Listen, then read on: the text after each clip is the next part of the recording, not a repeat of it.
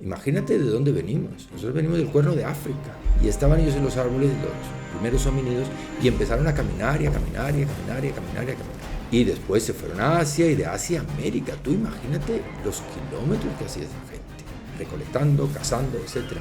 Imagina lo que hago yo. Estoy todo el día sentado y además cuando tengo que ir a comer no tengo que ir a cazar ni a recolectar. Me traen a la mesa todo. Digamos que el diseño humano está hecho para vivir hoy en día, con lo que sabemos, 120 años. Si la esperanza de vida en España es 85, 83 de media, es posible que esos 40 años que estamos perdiendo ahora se puedan recuperar. ¿Qué tal, doctor? ¿Cómo estás? Muy bien, muchas gracias por haberme invitado. Estoy encantado de estar con vosotros. Es decir, si tú llegas bien a los 25 años, la vida sabe lo que te va a dar, que vas a llegar bien a los 35. Pero si tú llegas a los 25 cascado, porque fumas, porque bebes, porque te drogas, porque no duermes, pues cuando llegues a los 25 años, el trayecto de los 25 a los 35 va a ser muy difícil también. Tú no te vas a morir, pero vas a sufrir. No solo tú, sino los que te rodean. Esto de, oiga, de algo hay que morir, algo hay que enfermar. Vamos a ver, tú no estás solo, tú tienes una enfermedad y tu amigo pues va a sufrir. Observa lo que es que te quiten las ganas de comer. Cuando tú no tienes apetito, todo es más fácil. Tú comes muy bien. Entonces, ¿qué es lo que nos engorda realmente? No es la comida principal, es... Bueno, chicos, pues bienvenidos a un nuevo capítulo de Proyecto Despegue. Hoy estamos con el doctor Vicente Mera. ¿Qué tal, doctor? ¿Cómo estás? Muy bien, muchas gracias por haberme invitado. Estoy encantado de estar con vosotros. Genial. Kiko, ¿qué tal? ¿Cómo vas? Yo deseando que nos descifre aquí la clave secreta y la clave mágica para... Bueno, ya ahora lo comentará. Sí, o sea, hoy traemos un invitado de honor, o sea, médico premiado con el Medicine Awards, el European Awards of Medicine en medicina anti-aging. Entonces queríamos preguntarte así como primera pregunta si realmente se puede aumentar tu calidad de vida o llegar hasta vivir casi 100 años o por encima basándote en tu estilo de vida. Sí, sí, claro, claro. Esto hay mucha investigación al respecto. Todavía nos falta mucho por conocer, pero primero que todo, digamos que el diseño humano está hecho para vivir hoy en día, con lo que sabemos, 120 años. Es decir, estamos perfectamente diseñados para 120 años. Si la esperanza de vida en España es 85, 83 de media, 85 para las mujeres y 80 para, para los varones, si comparamos con los 120 años, estamos perdiendo pues bastante, estamos perdiendo 40 años. Es decir, es posible que esos 40 años que estamos perdiendo ahora se puedan recuperar. Pero esto es un poco una cuestión de calidad de vida, o sea, no se trata de vivir a cualquier precio, sino de tener calidad de vida. Yo me encargo de eso, es decir, yo lo que hago con la gente es intento darles calidad de vida. Más que años de vida, vida a los años. Pero una cosa muy curiosa es que cuando tú le das a alguien vida a los años, le das también años a la vida. Es decir, que la gente que está bien, esto funciona igual que el Everest. O sea, que tú vas subiendo y tienes, imagínate que son 7.000, un 7.000, y tú vas subiendo cada 1.000 metros, tú vas subiendo, escalando los 1.000 metros, te cuesta una dificultad tremenda. Si el Sherpa te lleva por el sitio correcto, llegas a un punto que se llama un valle. Y en ese valle, un campamento, en los siguientes 1.000 metros van muy despacito y los subes muy bien porque no tienes que subir, no tienes que realmente hacer un esfuerzo enorme. Y después, si te vuelven a llevar por el sitio correcto, pues llegas al 2.000, 3.000. Es decir, que la vida, esto lo he comprobado yo y esto es fácil de ver, te da aproximadamente cada 10 años, lo debemos dividir en décadas, cada 10 años, si tú llegas bien. Es decir, si tú llegas bien a los 25 años, la vida sabe lo que te va a dar, que vas a llegar bien a los 35. Pero si tú llegas a los 25 cascado, porque fumas, porque bebes, porque te drogas, porque no duermes, pues cuando llegues a los 25 años, el trayecto de los 25 a los 35 va a ser muy difícil también. Es decir, te van a llevar por el lado... Los médicos hoy somos muy buenos, intentamos resolverlo y hay muchos tratamientos. Entonces tú no te vas a morir, pero vas a sufrir. No solo tú, sino los que te rodean. Porque esto de, oiga, de algo hay que morir, algo hay que enfermar, todo esto que me dicen a mí todos los pacientes todos los días, vamos a ver, pero tú no estás solo. Tú tienes padres, tú tienes pareja, tú tienes amigos, en fin, la gente sufre. No se crea que tú tienes una enfermedad y tu amigo, pues va a sufrir mentalmente, es decir, moralmente se va a encontrar mal, pero también incluso profesionalmente le vas a dejar un hueco y no va a poder trabajar. Es decir, no estamos solos, eso es lo primero. Y después, no olvidemos ese premio que tenemos. Esto es como una especie de trienio, que sería más bien década, que te pagan en los trabajos. Cuando estás 3 años normalmente, pues el trabajador tiene un pequeño extra y a los 3 años tiene otro y otro y otro. Y el que va sobreviviendo más años, pues va teniendo, y una persona que tiene más años, pues tiene más sueldo. Esto pasa con la vida. Entonces, tengámoslo presente, de 10 en 10. Y además, no con el 0, sino con el 5. Es decir, que hay que estar muy atento a cómo llegas a los 25. Normalmente 25 es el punto en el que consigues, desde el punto de vista físico, los mejores resultados, físico y mental. Los relojeros suizos, que lo saben muy bien, el temblor, por ejemplo, una persona de más de 25 años ya le tiembla el pulso para coger un destornillador. Una pieza de un reloj suizo vale miles de euros. Esto no se puede romper, no se puede destrozar. Entonces ellos solo contratan a gente que sea capaz de tener el pulso perfecto. Y eso es a los 25 años. Después, si tú lo trabajas bien, pues puede ser que llegues hasta los 35. Ahí tienes, pues, además es una cosa con los futbolistas de élite y con otros deportistas de élite, se está viendo cómo está prolongando la diferencia. La gente, pues, vemos Cristiano Ronaldo está jugando ahora con 40 años una Eurocopa. Esto es una cosa impensable. Yo no tengo memoria de que hubiera pasado, salvo con porteros y cosas de estas, gente que tenga un cuerpo perfecto a los 40 años y todavía podría seguir a otra. Entonces, ¿por qué? Porque él se cuida. Entonces, si tú te cuidas y él llegó a los 35 muy bien, pues la vida le va a dar otros 10 años más, hasta los 45. No sabemos cómo llega a los 45 porque la vida del futbolista es dura, lesiones, etc. Y es posible que a partir de los 45 ya tenga que ir a rastras. Pero bueno, yo creo que tenemos que ser razonables a la hora de buscar ese premio, y pues lo podemos buscar fácilmente, con ayuda normalmente de un experto. Más que hay mucha gente que habla y hay gente que sabe mucho de estas cosas, pero bueno, tenemos que buscar a alguien que realmente te oriente en las cosas que tienes que hacer, en los pilares de la salud, que son los que te van a dar ese premio a los 10 años. Y así puedes estar pues hasta los 95. Cuando superas los 95 años ya hay ciertos problemas de movilidad que son muy difíciles. En el momento actual no tenemos, digamos, una manera de corregir, pero yo he conocido personas que con 95 años están perfectamente. Es decir, perfectamente, tan sorprendente que podría decir que tienen 75. A ver, tiene el aspecto de una persona mayor, pero bueno, jugando al tenis, razonando, pensando, memorizando, mejor que cualquier joven, porque claro, la experiencia también habla mucho. Haciendo el amor, en fin, es una cosa que es absolutamente impensable si tú no haces los deberes. Entonces aquí se trata de hacer unos pequeños deberes. Y hay 3 niveles para llegar a los 120 años. Un primer nivel que es el nivel de higiene. Es decir, la gente pues tiene que hacer un mínimo de cosas. Es que si no lo haces realmente no vas a llegar bien. No solo insisto en que sobrevivirás, pero claro, el problema es la calidad de vida. ¿Y qué incluye ese nivel de higiene? Pues básicamente 3 cosas, que son, o 4. Realmente son 7, pero 4 las más importantes, que incluye uno, la alimentación. O sea, alimentación en calidad y cantidad. Entonces tenemos que aprender a comer menos. Todos comemos más, incluyéndome a mí. Es decir, siempre tenemos una tendencia natural a comer más de la cuenta. Y esto es porque tenemos una genética que rápidamente nosotros somos. Imagínate de dónde venimos. Nosotros venimos del Cuerno de África. Pensad por un momento que salieron un buen día, no sé qué les pasó, que a alguien se le ocurrió bajar del árbol. Bajaron del árbol y todo, como las aves. ¿Tú has visto las aves que haces así y empiezan las aves a volar? Pues algo debió pasar. Y estaban ellos en los árboles, los primeros homínidos, y empezaron a caminar y a caminar y a caminar y a caminar y a caminar. Y colonizaron el Cáucaso, salieron de África, el Cáucaso, y después se repartieron por Europa, acabando con los neandertales, por cierto, y después se fueron a Asia, y de Asia a América. Tú imagínate los kilómetros que hacía esa gente. Y además iban recolectando, cazando, etc. Y ahora, imagina lo que hago yo, estoy todo el día sentado, y además cuando tengo que ir a comer, no tengo que ir a cazar ni a recolectar. Me traen a la mesa todo. Yo me tengo que mover.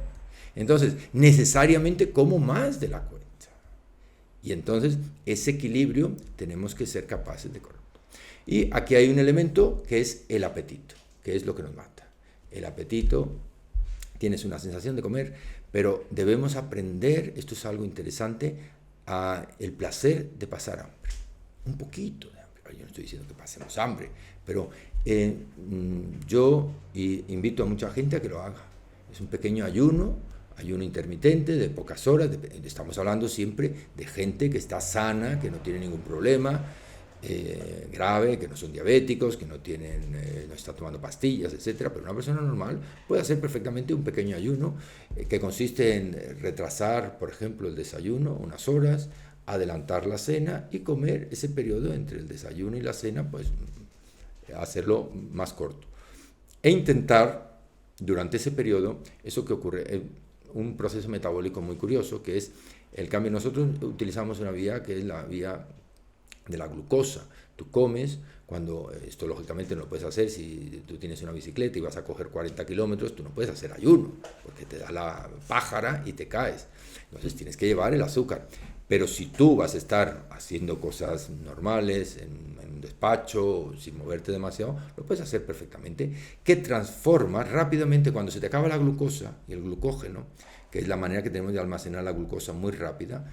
El glucógeno se desprende en distintas y nos da la energía. Cuando se acaba el glucógeno, entonces hay que transformar en el hígado otro combustible. El combustible se llama cuerpos cetónicos. Entonces nos da un poco de acetona. ¿Y en qué consiste la acetosis? Pues la acetosis es el cerebro, es el que necesita glucosa con más, digamos, de mayor importancia, pero también puede utilizar los cuerpos cetónicos. Entonces, cuando tienes los cuerpos cetónicos, tienes una sensación como de hambre, pero tienes una sensación muy interesante que como todo, tiene sus fases. Es decir, la primera fase te encuentras un poquito peor, pero después te encuentras estupendo. Te encuentras estupendo porque los cuerpos cetónicos te dan un estado de bienestar increíble, increíble. Y pasan al cerebro y te dan incluso una agilidad mental que no tienes con la glucosa. Todo el mundo sabe, después de una cena opípara, tú ponte a hablar de un tema. Imagínate que hubiéramos tenido aquí ahora una comida opípara, pues no, lo que tienes ganas es de dormir, no de hablar. Entonces, cuando has hecho un pequeño ayuno, todo el cuerpo fluye, todo más fácil. Entonces, lo primero, comer poco. Ahora, como tenemos hambre y es muy difícil de vencer el hambre, esto es por una serie de hormonas, etcétera, esto es muy complicado y cada vez se conoce mejor, pues tenemos que ayudarnos de algo, de algún producto. Y yo recomiendo, hay muchos tips, digamos, para intentar comer menos, y uno de ellos es, para esto hay que irse a Japón. En Japón no hay obesos, y entonces tenemos que ir allí y ver cómo, comprobar. Yo he tenido la oportunidad de ir allí y ver qué pasa, por qué esta gente no engorda. No es un problema genético, es un problema genético porque hay en Alemania, hay una serie de japoneses que se quedaron atrapados en la Segunda Guerra Mundial, y las segundas y terceras generaciones de japoneses, los japoneses tienen cosas muy buenas, pero otras muy malas, y es que son un poquito xenófobos. Es decir, ellos no les gusta pues casarse o emparejarse con gente que no sea japonesa, por una cuestión religiosa básicamente. Ellos tienen una religión sintoísta, es una cosa muy compleja, y entonces ellos realmente te ven. Yo ahí he estado mucho tiempo y nunca te ven como una persona normal, ellos te ven raro, de la misma manera que nosotros pues vemos raro a otra persona, la ves mal y la ves diferente, y en vez de decir, bueno, es un ser humano y tiene unas características físicas, de comportamiento diferentes, pues ellos se ponen así. Pero eso, ¿qué lleva? ¿Por qué digo todo esto? Porque ellos se casan entre sí. Entonces, eliminando y haciendo un experimento genético extraordinario. Porque claro, si hubiera mezcla entre japoneses y alemanes, por ejemplo, ya los resultados no serían válidos. Pero la segunda y la tercera generación siguen siendo japoneses, plenamente japoneses. Y sin embargo, engordan. La segunda y la tercera generación de japoneses son gorditos. ¿Por qué? Porque tú pones un japonés que son menuditos y dale pues salchichas, codillos, el schnitzel, en fin, las patatas, la cerveza, las cosas que no están acostumbrados ellos a comer, y entonces engordan mucho. Tan engordan que parecen más chinos que japoneses. Entonces, esto es algo muy curioso. ¿Qué es lo que hacen los japoneses entonces para no engordar? No es un problema genético, es un problema es una de las dietas, digamos, milenarias en el planeta. He estado en los 5 continentes observando lo que come la gente y otras cosas médicas. Y ninguna tiene esa tradición como la tienen en Japón. La tradición consiste en que ellos siempre han hecho lo mismo. La dieta mediterránea, por ejemplo, que es muy sana y muy buena, la que hacemos en España y en Italia, realmente no se ha hecho siempre bien y no se ha hecho igual. Es un poquito marketing en muchos aspectos, porque, por ejemplo, las leguminosas, que forman parte importante de la dieta mediterránea, la gente le suele echar más cosas. Al arroz le suelen echar más cosas, etc. Entonces, no es solo en la dieta que vendemos como mediterránea, en el sentido de que no, la gente si se come las lentejas le echa panceta, chorizo y un montón de cosas, que eso no incluye la dieta mediterránea, eso no está en el marketing de la dieta mediterránea, no va incluida la carne roja, y menos en esas cantidades. Entonces, ¿qué significa? Que no lo hacemos bien. Hay muchas cosas que sí que hacemos, que es pues mucha verdura, mucha fruta y proteínas, digamos, vegetales, y algo de, lógicamente, cereales, pero no es así. Entonces, ¿qué es lo que hacen los japoneses? Los japoneses básicamente comen de todo, de todo. Esto es algo muy interesante, porque no se trata tampoco es más que algo que ellos comen, es cómo comen. Comer influye 4 cosas, es qué comer, dónde obtener la comida, cómo cocinarla, y por último, cómo deglutirla. Esas son las 4, digamos, fases de la comida que debemos tener presentes. Entonces, ¿qué comer? Entonces, ellos consiguen, desde hace muchos años, lo tienen perfectamente internalizado, es no comer más de la cuenta. Ellos hacen la cuenta de la vieja, es decir, ellos lo llaman hara, hachi, bu. En japonés es muy sencillo. Hara significa tripa, es decir, hachi es el número 8. Los que hagan artes marciales saben que el hachi es el número 8. Entonces, hara hachi significa algo como el harakiri. ¿Habéis oído lo del harakiri? Que son la manera que tienen los japoneses de morir con honor en la batalla, cuando en vez de entregarse al enemigo, ellos se suicidan. Si yo no me entrego al enemigo, esto era en la Edad Media, sí, etc. Entonces, hara, cogen un cuchillo, un puñal y se lo clavan en el estómago, se suicidan con honor. Ellos lo llaman con honor. Esto habría que ver si eso es bueno, malo, regular. Pero harakiri. Y así se acabó el problema. Entonces, hara hachi. Ellos no es que se clavan un puñal, es que lo que hacen es que comen 8 de 10 de lo que deberían comer. Entonces, hacen un ejercicio de economía doméstica. Tú imagínate que el dinero que tú ganas, al cabo del mes, tú te gastas solo el 80%. Tendrías un ahorro del 20%. ¿Y qué pasa? Tú al final del 20%, pues te apetece comprarte una cámara mejor o un video editor mejor, pues tienes ese 20%. Entonces, ¿qué es lo que nos engorda realmente? Yo he observado a la gente, con cámaras incluso. Lo que te engorda a la gente no es la comida principal, es básicamente el snack. O sea, picamos y picamos mucho. No nos damos cuenta, además es totalmente automático. Ya empiezas entre el desayuno, que si el aperitivo, que si esto, que si el croissant, te pasan la gente y comes, me das cuenta. Entonces, ese ahorro que tenías del 80% lo pierdes. Si tú comes, claro, para comer el 80%, que es lo que hacen los japoneses, tendríamos que hacer un plato. Ellos comen, más bien tapean que otra cosa, son tapas, ellos están siempre comiendo, son tapitas. Pero en la comida occidental nosotros tenemos un entrante, un principal y un postre. Y la distribución calórica sería para el postre el 20%, para el entrante otro 20% y el 60% restante para el plato principal. Es decir, que no tienes ni siquiera que cambiar el plato principal si tú quieres comer lo que quieras. Mejor no, mejor con calidad, pero para ahorrar ese hara hachibu, para hacerte el 80%, ¿qué es lo que tendrías que hacer? Pues el día que comas postre, oye, hoy me quiero tomar un helado. Bueno, pues ese día no comes nada para picar. Y cuando vas a un restaurante ya sabes que empiezas a picar, que si la olivita aquí, que si el alioli, que si el que si el otro, y ya tienes ahí 20% de calorías. Y entonces, ¿qué pasa? Al final de la semana o del mes, pues engordas. y siempre tienes un equilibrio inestable en ese peso. Y ellos se mantienen en el 80%, y están en el 80% de su peso y están perfectos. O sea que para, digamos, adelgazar una técnica así más del día a día, o te quitas el aperitivo o el postre, ya vas a notar resultados. Claro. Ahora el problema es que me dicen a mí los pacientes, digo, doctor, ¿y qué hago con el hambre? Entonces el problema es qué hago con el hambre, porque en teoría es muy bonito, pero ¿qué hago con el hambre? Entonces el hambre, los japoneses tienen su propio sistema natural, que es algo que yo promuevo y os invito a que lo toméis, que es la sopa de miso. La sopa de miso es un producto que ellos toman siempre en el desayuno, en la comida, en la cena también, pero básicamente en el desayuno. La sopa de miso es una sopa fermentada, se parece mucho al vino en cuanto a producción. El vino, ten presente que es una fruta que se pisa, ellos la pisan, bueno, para hacer el vino, ¿sabéis cómo se hace el vino? Se pisa, se deja estar, le añaden cosas y después fermenta alcohol. ¿Qué es el miso? El miso no es una fruta, es un cereal, la soja, hay distintos tipos de miso, etcétera. Y después ellos lo pisan igual que el vino, exactamente, lo pisan y le ponen cosas, le ponen hongos y tal, y entonces fermenta de una fermentación que no es alcohólica, es un producto, una fermentación, un ácido dipicolínico que es el que además tiene las 4 propiedades fundamentales.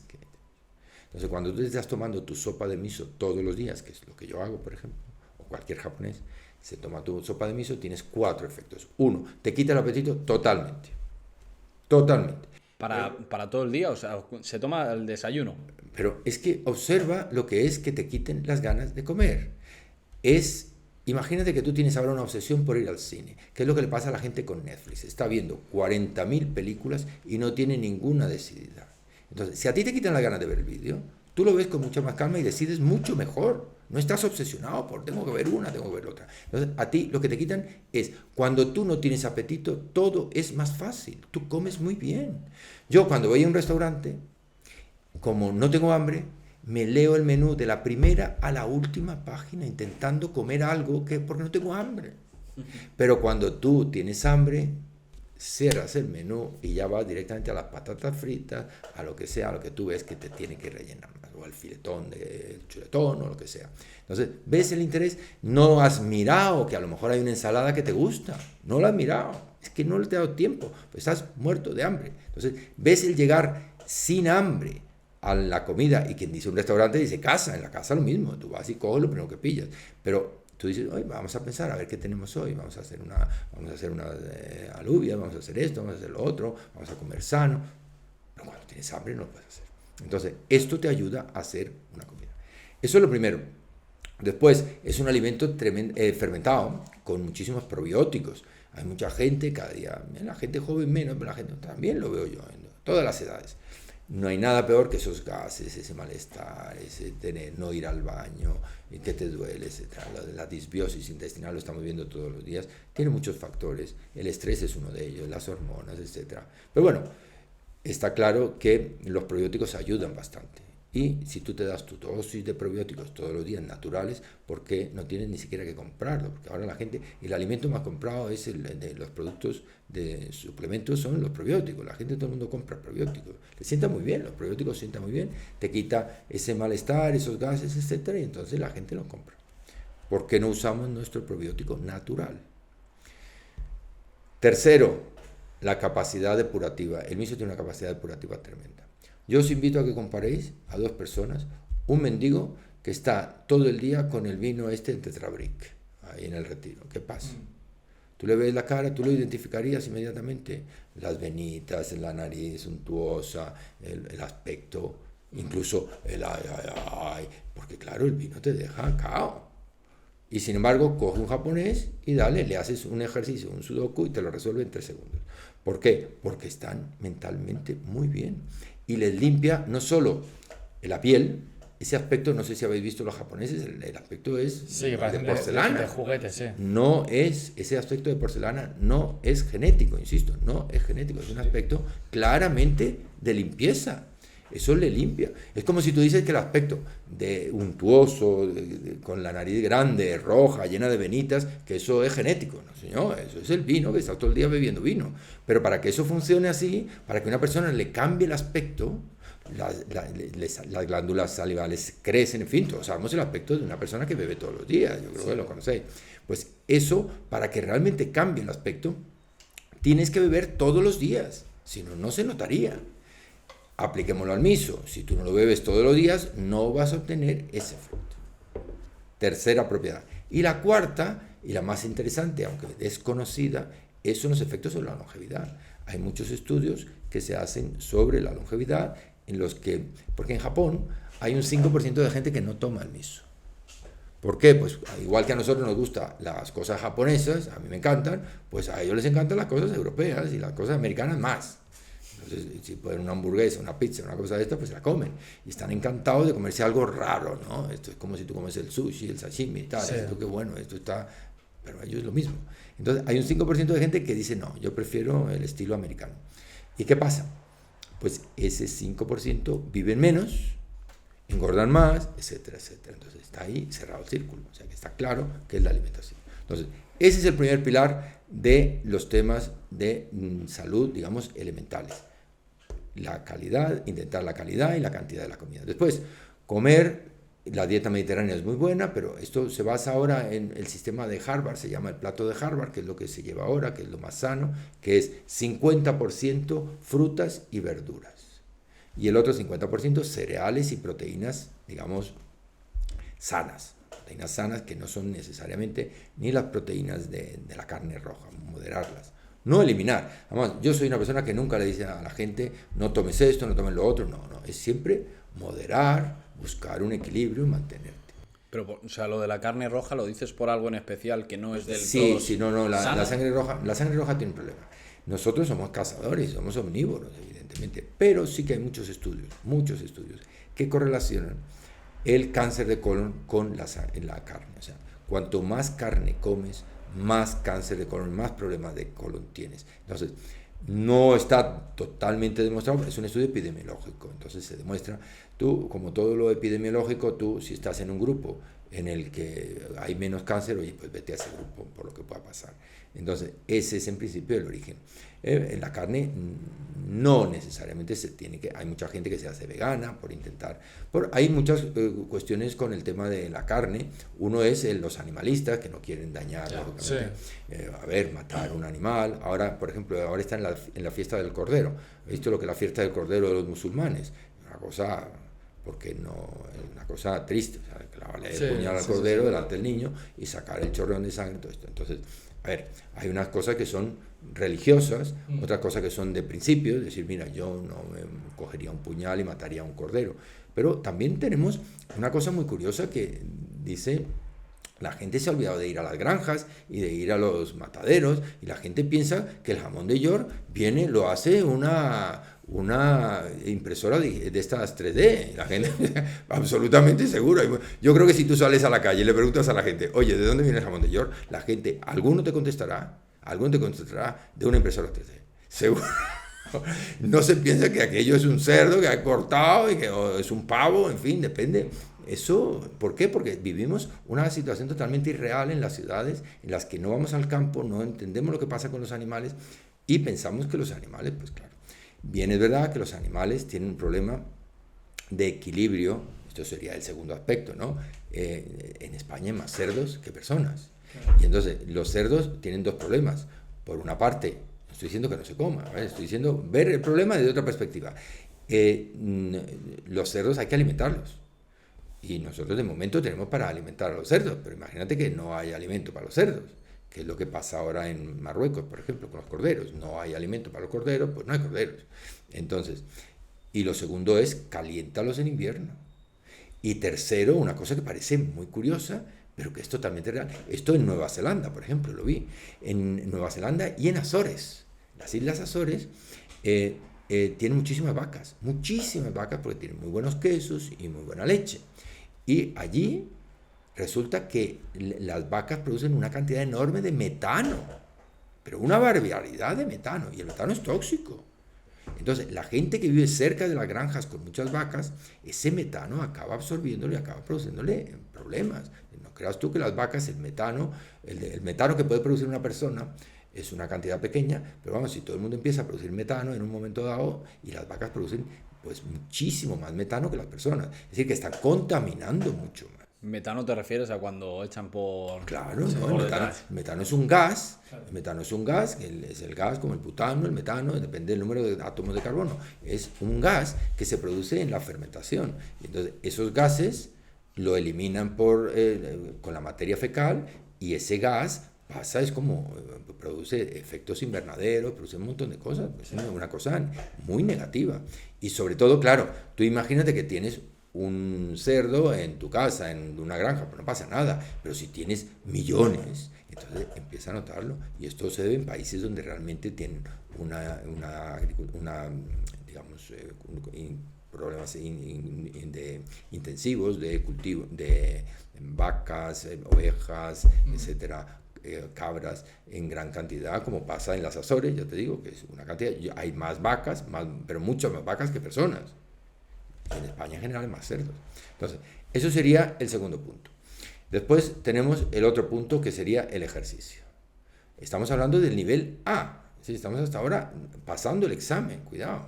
El nivel A sería hacer algo de ejercicio, porque nosotros estamos diseñados para allá. Si queremos llegar, no ya, fíjate, Brian Johnson, que es este millonario que está intentando, en su protocolo tiene 3. O sea, el primero es llegar a los 75 años, porque ellos viven menos. O sea, que es cumplir. O sea, ¿ellos a qué te refieres? ¿Los americanos? No, el protocolo. Los americanos viven 75 años, esa es la media. Solo 75 años menos que tú. O sea, nosotros sí, 5 años menos. Entonces, claro, para los objetivos para un norteamericano son más importantes que para ti. ¿Sí? Porque nosotros haciendo muy poco llegamos a los 80. Ellos tienen que hacer muchas cosas para llegar a los 80. Si no, se quedan en 75. Porque tienen unas dietas horribles, porque engordan muchísimo y porque tienen diabetes, hipertensión, etcétera. Se mueven muy poco. Entonces, cosa que no ocurre aquí. Claro. En Europa. Entonces, esto es un problema serio. Y el primer nivel es para ellos llegar a los 75 años. Que sería para nosotros llegar a 80. O sea, imagínate, si la esperanza media de vida al nacer son 80 años, ¿tú qué tienes que hacer para pasar de 80 años? Pues muy poquitas cosas, muy poquitas, porque estadísticamente todo el mundo va a llegar a 80 años. Mi padre murió muy joven, así que hay gente que no llega, ¿eh? En las medias, cuando tú te pasas, o tienes centenarios, o tienes gente que muere joven. Entonces, lo que yo no quiero es que estéis en ese grupo. O sea, lo que hay que estar es de la media para arriba, pero no de la media para abajo. Pero es que esa gente está ahí, el que no hace los deberes. ¿Y cuáles son los deberes? Pues el ejercicio, tanto físico, digamos, de cardiovascular, como de fuerza. Mira, con el tema, antes hablamos del tema digestivo, todo el mundo sabe y habla mucho de la disbiosis, de la microbiota, habréis oído hablar de esto, de los probióticos y del eje cerebro-intestinal. Supongo que habréis oído hablar del eje cerebro-intestinal, de cómo, por ejemplo, cuando tú tienes mal el intestino, se liberan una serie de sustancias que te provocan depresión, te encuentras mal, te encuentras rígido, no puedes hacer nada, y al revés. Entonces es muy importante el eje cerebro-intestinal. Pero hay otro eje que es el que está ahora más interesante y que estamos estudiando mejor, porque el eje cerebro-intestinal se conoce bastante bien. Y todos lo sabéis, un día que tengas un dolor de estómago, si ahora mismo tú tuvieras ganas de ir al baño, imagínate tú si vas a estar aquí a gusto escuchándome, tú ibas a decir, venga, vamos a acabar, porque no puedo, es que es algo superior a tus fuerzas.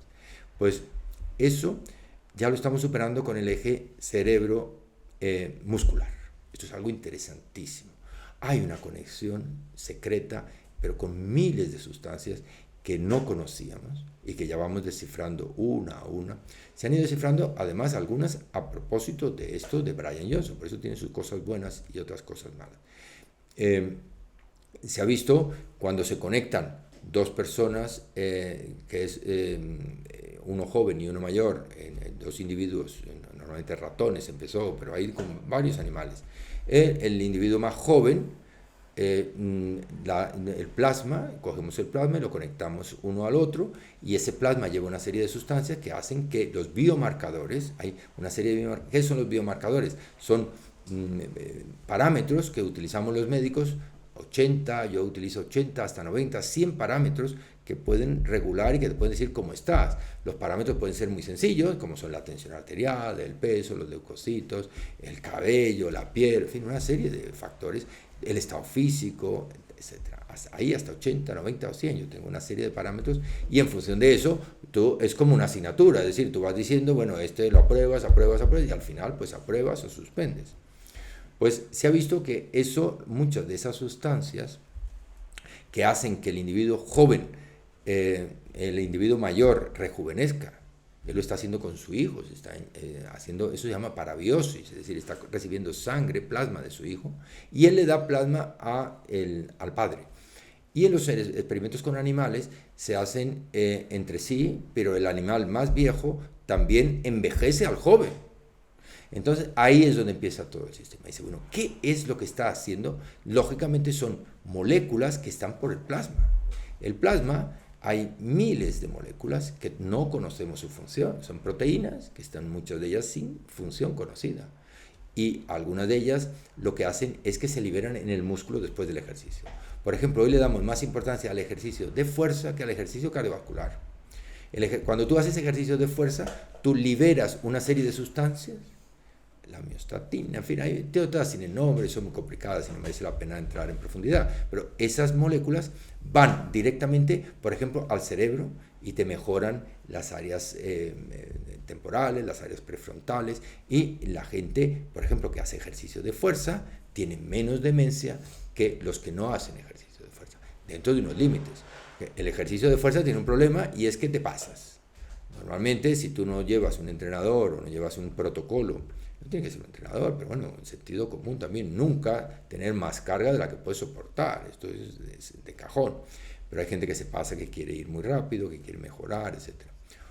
O que se utiliza incluso sustancias para facilitar, sustancias que favorecen, pues desde cocaína hasta lo que tú quieras. Puedes mejorar, tener la sensación de tener más fuerza, pero después el músculo y el hueso no soportar la fuerza, y entonces te rompes. Y esto es muy grave. Entonces, sin lesiones, lo que tenemos que hacer es un ejercicio moderado, intentar ir al límite de, digamos, lo saludable, nunca pasarnos, y provocando esas contracciones contra resistencia, se consigue la liberación de un montón de moléculas que hacen, por ejemplo, imposible diabetes. Si tú te quieres librar de la diabetes, si tú te quieres librar de la hipertensión, te quieres librar, pues tienes que hacer ejercicio de fuerza, pero tienes que empezar a hacerlo ya. Porque ya, una vez que se han establecido los problemas, por eso es la importancia de todo este tipo de cosas. No hay que obsesionarse, pero oye, una vez que se ha desarrollado la hipertensión, ya es todo muy complicado. Ya, o te tomas una pastillita todos los días y después tienes los problemas de estar, pues, de tener más mortalidad por ictus, por infartos, etc. Más colesterol, más diabetes, y todo eso, como estábamos hablando al principio, lo que hace es quitarte calidad de vida. Lo que tienes que intentar es mantener una mínima calidad de vida, que estaría haciendo un ejercicio cardiovascular que habría que negociar con cada persona, porque el ejercicio sí que depende mucho de cómo tengas, de cuál sea tu distancia entre los hombros, cuál es tu fuerza, etc. Y en función de eso, hacer un ejercicio de fuerza y un ejercicio cardiovascular que también es muy útil, pero ahora le damos más. Yo recomiendo en general hacer un 50% de cada uno, es decir, tú dime cuántos minutos u horas puedes dedicar al ejercicio, y normalmente dedicaré la mitad a uno y la mitad al otro. Esto sería un punto intermedio. Entendiendo por cardiovascular, pues caminar, correr, nadar. Sí, como jugar al pádel, por ejemplo, al por tenis. Ejemplo, exactamente, Sí. eso sería. Y lo otro... Para hacerlo más práctico, o sea, ¿recomiendas entrenar dos veces al día durante 7 días de la semana? Entrenar fuerza a 1 hora y cardio. Bueno, eso podría ser. Lo que pasa es que el tiempo... Eso sobre No. Yo soy muy partidario, fíjate, pero esto depende de cada persona. Depende del tipo de fibras que tenga, porque es que realmente tenemos 3 tipos de fibras diferentes. Yo, por ejemplo, tengo mucha fibra rápida, la tipo 2. Entonces, esa fibra, yo voy muy rápido, yo puedo correr 100 metros muy rápido, 200 metros, 400 metros, 1000 metros, pero a partir de ahí me agoto. Entonces, claro, mi ejercicio tiene que ir encaminado a eso, a que yo pueda descansar, para que mis fibras se recuperen. Pero hay gente que tiene fibras tipo 1 y puede correrte una maratón. Porque claro, tú no puedes correr una maratón todos los días. Entonces, tienes que adaptarte a tu fibra, en fin, como es, adaptarte. En general, el mejor indicio de que tú estás haciendo las cosas bien es, primero, que no tienes dolores, que no tienes calambres, que no tienes lesiones de ningún tipo y que te sientes bien. Porque es que el ejercicio tiene 2 efectos. Por una parte, se liberan endorfinas, que es lo que hace que tú, cuando vayas por la mañana, a las 5 de la mañana, y tú veas a la gente corriendo. Y dices tú, pero este hombre, ¿qué hace a las 5 de la mañana corriendo? La cantidad de cosas que se pueden hacer, ¿no? A las 5 de la mañana. Pues eso son las endorfinas. Es una droga, es una droga. Y esto hace que tú la busques y te encuentras muy bien.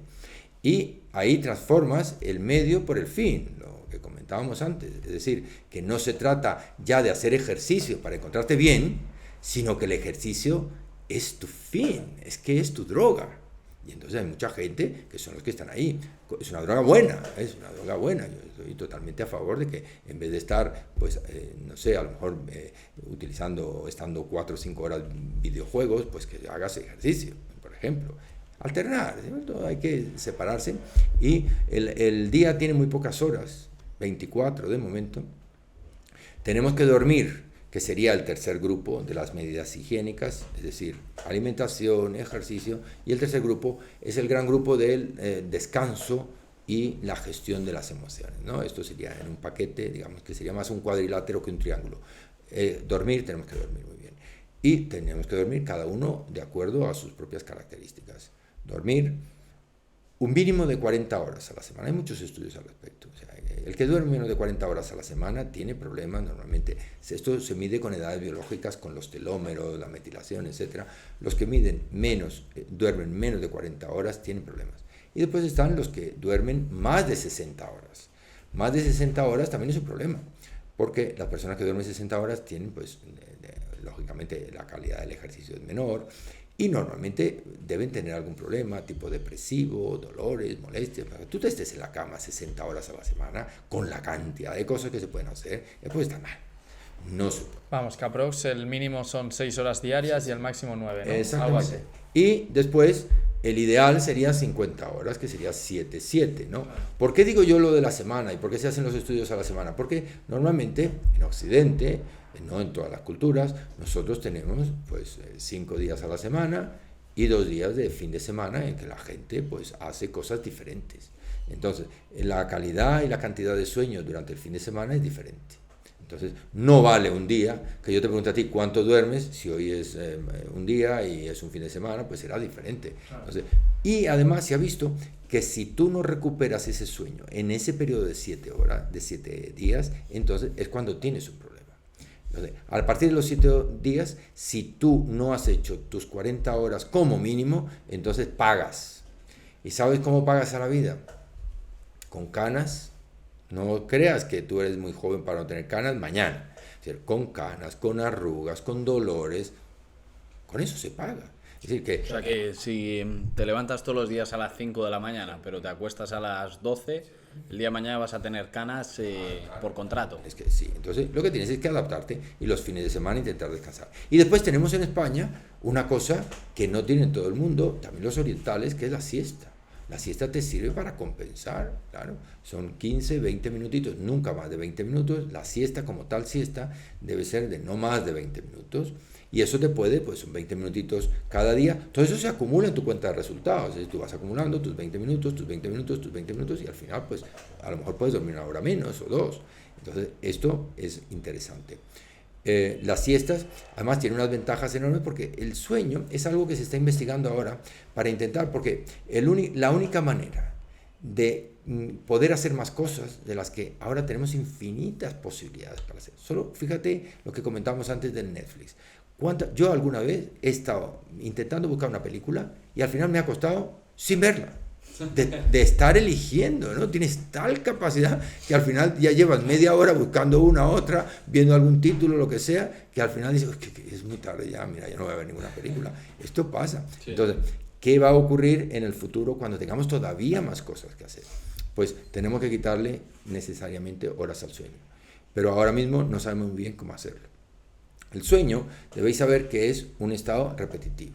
Es decir, el sueño son más o menos un periodo, estamos hablando de un periodo de 7 horas, que decimos que es ideal, se repite pues unas 7 veces, son 7 fases eléctricas en las que el cerebro, si pones un electroencefalograma, y esto se lo pongo a los pacientes para ver, porque el no dormir bien es la enfermedad más frecuente no diagnosticada, es decir, cuando tú le preguntas a la gente, oye, ¿qué tiene? Tal, pues diabetes, hipertensión, etc. Pero cuando la gente dice, yo no sé lo que tengo, yo me encuentro muy bien, Pues es el sueño, normalmente lo que yo encuentro.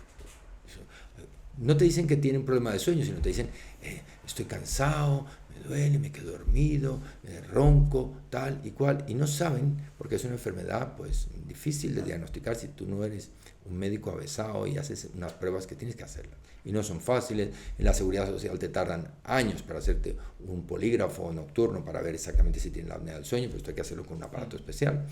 Si no lo tienes, pues entonces la gente no sabe que tiene. Pero ¿en qué consiste? Pues son periodos en los que van bajando la actividad eléctrica. O sea, nosotros ahora, por ejemplo, las ondas están muy rápidas. Si cogiéramos un electroencefalograma, lo podéis ver en internet, son ondas muy rápidas, beta, son ondas, tienen letras griegas. Van muy rápido, y el sentido del sueño es ir enlenteciendo el electroencefalograma. Va enlenteciéndose hasta que llega un momento en el que se enlentece totalmente y en ese momento salta, dispara. Y se disparan otra vez las mismas ondas, las rápidas. Entonces es una cosa curiosísima porque tú estás durante el sueño reparador, que es el sueño que se llama REM, estás con la misma frecuencia que cuando estás despierto. Y es cuando sueñas. Pero el organismo ha determinado un mecanismo para que tú, cuando sueñes, tú habrás tenido alguna vez un sueño de decir, bueno, sueños que pueden ser agresivos incluso. Y esto a veces es bueno, porque tú tienes un sueño y en ese sueño pues te quitas todas las frustraciones del día. Pero si tú pudieras mover las manos, podrías hacer daño. Entonces, ¿qué ocurre? Durante el sueño hay otro fenómeno que es también paralelo y va la pérdida del tono muscular. Es decir, tú al principio, tú miras a una persona, parece que el cuello se le cae un poquito, empieza la primera fase, el segundo se le cae más, el tercero, y cuando llegas a la fase REM, y curiosamente otra vez con las ondas muy rápidas, en ese momento el tono muscular cae totalmente y la persona está muerta, no se puede mover. O sea que si tú tienes ganas de matar a tu jefe, pues no lo puedes matar, lo matas con la cabeza, porque si no podrías matarlo de verdad. Entonces tú te quedas en una sensación totalmente sin tono muscular y solo mueves. Esto es una cosa curiosísima, no se sabe muy bien por qué, esto son cosas paradójicas del cuerpo humano. Mueves, por eso se llama REM, porque se llama el movimiento rápido de los ojos, Rapid Eye Movement, REM. Entonces, en ese momento, los ojos se mueven, no solo los seres humanos, sino los perros. Tú miras un perro, un gato, y verás tú cómo cuando se quedan dormidos de verdad, empiezan a mover los ojos. Solo mueven los ojos. En ese momento están soñando. Y ese es el único momento en el que realmente es reparador. Tenemos ese periodo dura pues unos 15 minutos. ¿Y ese periodo es justo al final, antes de despertarte? No, es uno de los 7 periodos. Es decir, recuerda que tú empiezas a perder tono muscular y vas ganando, vas enlenteciendo, y en ese momento, cuando llegas, que pasa más o menos una hora, en ese momento las ondas vuelven a estar muy altas y el tono muscular muy bajo, y entonces tú no te despiertas, ¿no? Tú estás totalmente sin tono muscular, que es cuando la gente está así. Y después en ese momento descansas, en ese momento ocurre el reseteo del ordenador, que es la finalidad última del sueño. Es decir, todo lo que tenías en tu cabeza se empiezan a cerrar, todas las conexiones neuronales. Es como apagar las luces de la casa, que eso es fundamental para que tú al día siguiente puedas volver a iniciar tu trabajo. La gente que no duerme y tú dejas las luces encendidas, las ventanas del ordenador encendidas, si tienes 90, 100 ventanas, pues llega un momento en que no puedes trabajar. Y esto es lo que le pasa a la gente cuando se encuentra embotada, de decir, oye, es que no puedo porque no descansa. Entonces, durante ese periodo de 15 minutitos, vuelve. Y después de 15 minutos, vuelve otra vez, se enlentece el cuerpo, el electroencefalograma, y aumenta el tono muscular. Es el contrario. Y en ese momento tú te empiezas a mover y ya está. Y vuelve a pasar. Son 7. Esto, para que te hagas una idea, sería como hacer el amor. En el que tú vas preparando una hora, y llega un momento en el que hay un culmen. Y en ese momento, si no ocurre, quieres más, hasta que no consigues el clímax. Entonces, esto es exactamente lo mismo que pasa con el sueño. Entonces, hay una preparación. Esa primera hora es una preparación. Entonces, por eso muchas hipótesis de decir, bueno, ¿por qué tanta preparación? Hay mucha gente que cuando hace el amor va, aquí te pillo, aquí te mato, y esa hora se la salta. Entonces, y a lo mejor no pasa nada. Es decir, que esa horita es más preparación, pero no está totalmente demostrado que eso sea realmente útil. Probablemente relajas los músculos, etcétera. Esto todavía está en investigación, no está muy claro. ¿Por qué? Pero yo creo que ahí será la única manera que tendremos en el futuro, porque estamos pensando en ir a Marte o ir a Júpiter, pero tú sabes lo que hay en Júpiter. Júpiter, la única ventaja que hay es que los días duran más. Entonces, ¿para qué ir allí? Lo que hacemos es que dormimos menos y seguimos durando aquí más. Sería un poco el sistema. Pero esto es muy peliagudo, todavía no se conoce bien, pero dormir. Hay una fase del sueño, que es el de la siesta, que ahí quería decirte, que es en intermedio, es decir, en el momento prácticamente, esto es lo que se llama la dieta de Dalí o la dieta del té. ¿Por qué la dieta de Dalí? Mira, porque es una etapa muy interesante que yo recomiendo a la gente que tiene trabajos creativos. No todos los trabajos son creativos, pero todos al final podemos tener creatividad. Está demostrado que hay algunas fases en las que son las ondas gamma, en las que realmente te sientes muy a gusto, muy creativo. Cada fase va cambiando y tiene un efecto diferente sobre el organismo. Y entonces Dalí era muy conocido por este tipo de siestas. Entonces, había dos siestas que son las de Camilo José Cela, el escritor, que él decía que eran las siestas de pijama y orinal. Ya te puedes imaginar que era 1 hora en la cama. Esto está totalmente contraindicado, es decir, no se debe hacer ese tipo de siesta porque te cambia totalmente el sistema. Las siestas tienen que ser como máximo de 20 minutos y con Dalí. ¿Qué hacía Dalí? Dalí se ponía una taza de té o de café con una cucharita. Y entonces él se ponía a la hora que tenía que dormir la siesta, a las 2, a las 3, a las 4, después de comer, normalmente se tomaba su cafecito, y entonces él tenía en la mano el té, y se quedaba dormido. Y como vas bajando tu tono muscular, llega un momento en que la cucharilla empieza a temblar, porque tú dejas de tener músculo, tono muscular, y en ese momento se te cae la cucharilla al suelo, no el café, porque todavía mantienes un poquito, y en ese momento es el momento en el que él se despertaba. Y se despertaba y se ponía a pintar todas estas cosas que habéis visto en los cuadros de Dalí. Y él decía que ese era el momento más creativo de todo este tema surrealista que pintaba.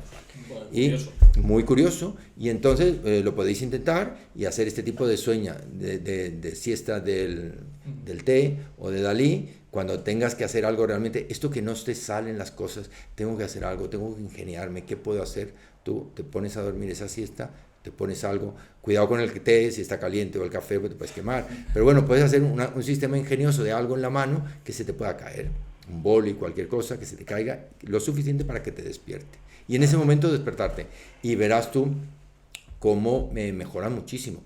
Hay ahora mismo procedimientos para estimular ese tipo de ondas, es decir, nosotros podemos utilizar cascos en el que el casco detecta ese movimiento y puede estimularlo y mantenerlo, y entonces se utiliza pues para gente que tiene problemas de creatividad. Hay también, todo eso está trabajando la depresión, la ansiedad, todos estos problemas que tenemos ahora de hiperactividad, falta de atención, todas las cosas juntas. Y esto se puede trabajar mucho con el sueño. El sueño es un mundo, hay mucha gente que duerme mal.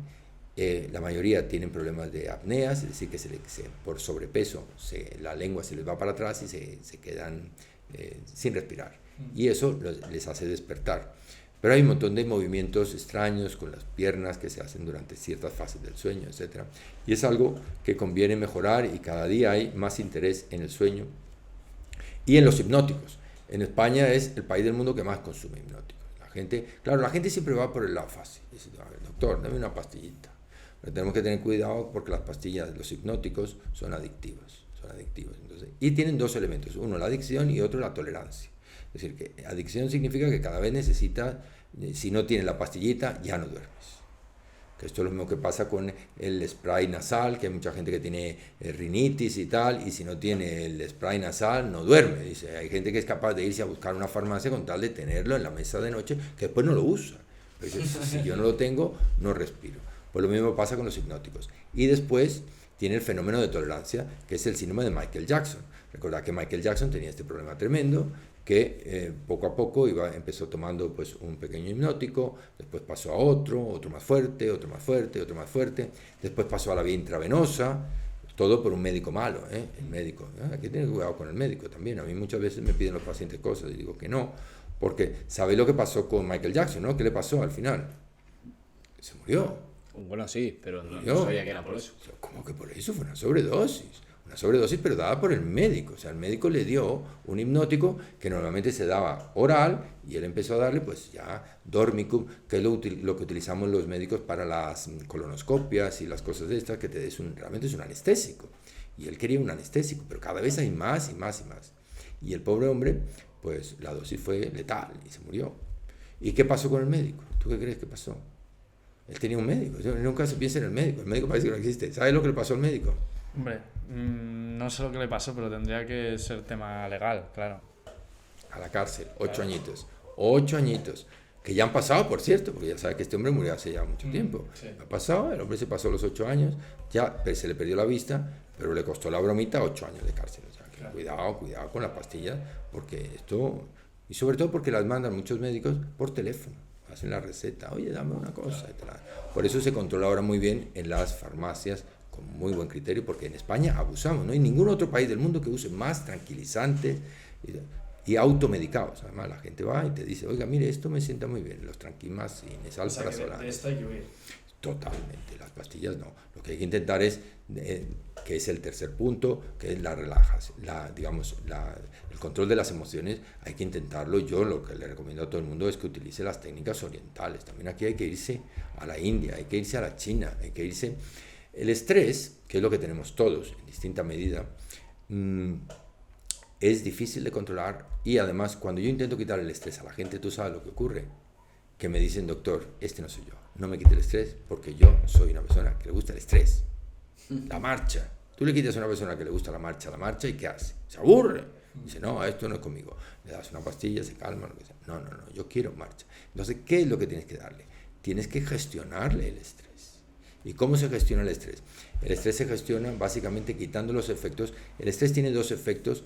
Uno, muscular, y volvemos a lo mismo del eje muscular-cerebro, o cerebro-muscular, y el otro es el efecto metabólico. El músculo, cuando tú, en el efecto metabólico, cuando tú no consigues hacerlo bien, pues puedes llegar a tener problemas serios, muy serios, metabólicos. Entonces, conviene con el estrés moderarlo y quitar el efecto sobre el estrés, que es subida de cortisol, pérdida de melatonina, etcétera, etcétera, hormona de crecimiento, un montón de cosas, insulinas, etcétera. Entonces, ¿qué es lo que tenemos que hacer? Pues quitar las consecuencias del estrés, tanto metabólicas como físicas. ¿Cuáles son esas consecuencias? Pues básicamente contractura muscular. Contractura muscular. Y por la vía de la contractura muscular es que se infiere que los problemas son también metabólicos. Entonces, contractura muscular. ¿Qué podemos hacer? Pues relájate. Haz estiramientos, por ejemplo. Los estiramientos son muy buenos para el músculo. Lo puedes hacer de forma más o menos reglada. El tai chi, el qigong, conocéis estas técnicas, que hay muchas y se puede hacer más o menos. El pranayama, el yoga, en fin, pilates. Hay muchas maneras de, digamos, quitarte, estirar los músculos sin hacer grandes esfuerzos y mejorar. Y matas dos pájaros de un tiro. Haces algo de ejercicio, que es el estiramiento, que es una parte muy importante, y la movilidad, para mantener la movilidad. La gente que hace yoga, pilates, tai chi, qigong, es gente que a lo mejor no está fuerte, pero sí que está muy elástica. Y al final, un niño, fíjate tú, un niño se cae por una terraza, desde un segundo piso, un tercer piso, un recién nacido, ¿y qué le pasa? Nada. Tú te caes de una segunda planta, te matas. ¿Por qué? Porque los niños son muy elásticos. La elasticidad te evita en lesiones, muchísimas. En la medida que seamos más elásticos, más errores vamos a poner, no ahora en vuestra edad, pero sí a los 35, a los 45, a los 55, a los 65, en fin, cada vez hay que tener más cuidado con eso. Y entonces hay que planificar, pero como todo en la vida hay que planificar, sentarse con alguien, que puede ser un amigo, un médico, un entrenador. Hay miles de sitios, salís por la calle y veréis cómo hay sitios donde te hacen pranayama, yoga, reflexología. Todo esto son cosas que hay que dedicarle un tiempo y hay que ser sistemáticos. En la vida hay que ser sistemáticos. Las cosas que se hacen aleatoriamente, caóticamente, pueden salir bien o mal. Lo más probable es que salgan mal. Las cosas que las haces sistemáticamente también pueden salir mal o bien, pero lo probable es que salgan bien. Y esto es lo que tenemos que hacer. Una cosa sistemática. Apuntarte unos días, hacer incluso bailar, por ejemplo, el fin de semana, la gente joven y la gente mayor también. Yo promuevo el baile a todo el mundo. Bailar es una manera muy buena de quitarse el estrés. Es una manera muy buena de socializar. Recordad además una cosa curiosa de la longevidad, que los que más viven, más años viven, no son los que comen mejor, no son los que hacen más ejercicio, son los que mejor socializan. ¿Sabíais eso? Sí. Esto es uno de los elementos más importantes. ¿Hormona de dopamina o...? Sí, es esa necesidad, yo lo vivo constantemente. Esto, ¿Y a nivel sexual eso afecta a la longevidad? Cuanto más relaciones tengas o no está directamente conectado. No, hombre, cuanto más relaciones sexuales tienes, la vida sexual tiene que ser... Yo, mira, el tema sexual lo planteo de la siguiente manera. Yo le pregunto a la gente siempre por su vida sexual. ¿Qué tal es tu vida sexual? Y dice, ya está la cosa. Yo no lo pregunto desde el punto de vista sexológico, pero es muy curioso que cuando tú tienes un problema, por pequeño que sea, no te apetece. Imagínate una uña encarnada del pie. Tú lo último que quieres ese día es hacer el amor. Me está abriendo el pie, haces ahí, el y el dedo gordo sí, ahí. O cuando te duele una muela. Te duele una muela, tú dime si vas a querer hacer algo. Pues no quieres hacer absolutamente nada. O te duele un ojo, un oído, lo que sea. Entonces, ¿qué significa? Vamos a decir al contrario. Que si tú haces el amor, estás muy bien. Entonces, la gente que hace el amor todos los días es la gente que está estupenda. Y el que no hace el amor todo el día, a algo le pasa y hay que buscarlo. A algo le pasa. Ahora, hay calidades, en fin, hay distintos tipos, no vamos a entrar en las características, pero la vida sexual es algo que es necesario, muy importante, y debe ser, la ausencia de sexo debe ser, bueno, siempre que quites los efectos de la pareja, no tiene pareja, o no, pero bueno, siempre está el IKEA, es decir, hágaselo usted mismo y después hacer, es decir, que no tiene por qué buscar la pareja, pero normalmente si no tienes una vida sexual sana, algo te debe pasar. Y esto es algo que los médicos saben muy bien y que tenemos que trabajar. Y con esos 4 elementos tenemos, digamos, lo que es los deberes. La persona que es capaz de comer bien en calidad y cantidad, hacer ejercicio cardiovascular y de fuerza, controlar su sueño muy bien y relajarse, normalmente no tiene demasiados problemas. Y aprueba. Pero no es suficiente con aprobar, como comprenderéis. Hay más cosas. Y ahí están los otros 3 pilares, que son todo el tema de las toxinas. Las toxinas, al cuerpo le metemos un montón de toxinas en el cuerpo. Todas, algunas legales y otras ilegales. Algunas conocidas y otras desconocidas. Porque fíjate la comida, la cantidad de mercurio, arsénico, microplásticos, talatos. Bueno, no quiero asustar a la gente, pero cuando haces estudios, bueno, aquello es tremendo. Todo lo que nos encontramos es tremendo. Hay microplásticos ya en los bebés. Que la madre amamantando al niño le pasa el microplástico que se va comido. O sea, esto es tremendo. No sé a dónde vamos a llegar con esta epidemia, digamos, pero esto es así. Comemos muy mal. Y después tienes todos los aditivos, acidulantes, en fin, todo lo que mejora se llaman las características organolépticas de la comida, porque nosotros somos muy malos comensales. Queremos comer todo muy bonito y muy fresco. Y no, cuando tienes el concepto de algo, por ejemplo, orgánico, no necesariamente es bonito. O sea, no sé si habéis visto una manzana, por ejemplo, que no es orgánica, o una mazorca que no sea orgánica. Las mazorcas estas amarillas, eso es totalmente falso. Eso es genético, son mutaciones genéticas que hacen para hacer que la mazorca esté, porque la gente la compra. Lo mismo, tú imagínate una manzana. Vais al supermercado y veis una manzana que está perfecta, esto que parecen de plástico, ¿no? Hecha plástico verde o roja, según que te guste más, y tú ves brillante, bueno, eso está hecho a base de pesticidas, a base de un montón de cosas, para que ahí no ha entrado ni un insecto, no ha entrado absolutamente nada, pero claro, todo eso, has pagado un precio por eso. Y las manzanas orgánicas pues tienen algunos defectos, en fin, eso significa que haya entrado algún insecto o algo y no pasa absolutamente nada. Nosotros somos los culpables, somos los culpables de gran parte de la comida, porque buscamos la comida siempre perfecta. Y esto es un error. Tampoco nos gusta la comida con fibra, y esto es otro error para el tema digestivo. A la gente el pan integral cada vez va gustando más, pero a la gente le gusta el pan blanco. El otro día en un estudio leía, ¿tú sabes dónde le gusta a la gente, dónde compra la gente el pan? Una cosa curiosísima, no mejor, pero sorprendido, en shock. El pan lo puedes comprar en un obrador de una panadería de tu barrio, lo puedes comprar en una gran superficie, entonces te ponían distintas alternativas, era una respuesta múltiple, una panadería, en una gran superficie, lo compraba chino, por internet, en el chino, en fin, y otro en la gasolinera. Entonces, ¿tú sabes lo que ganó? La gasolinera. Ese que... Como te lo estoy diciendo, el pan que más le gustaba a la gente era el de gasolinera. Ese es el mejor pan de todos. ¿Por qué? Porque es un pan tipo baguette, que está fresquita. Tú vas a una gasolinera y ya estás oliendo el pan, que el olor ese que está tan agradable, porque el pan tiene un efecto, digamos, de olor muy bueno. Normalmente te cogen en el momento que tienes hambre y llega el pan y llega a la mitad del pan, o sea, llega a casa, ya, ¿por qué? Porque empieza calentito, en fin, y a la gente le gusta eso. Pero tú imagínate la mezcla del horno ahí, el pan, el plomo de la gasolina, todos los vapores de los tubos de escape, y tú estás ahí, la mezcla esa, y tú estás además a gran temperatura, porque claro, cuando tú abres el horno, esto todo entra y sale, cierras ahí y después todo eso te lo comes. ¿Qué pasa con eso? Pues las toxinas.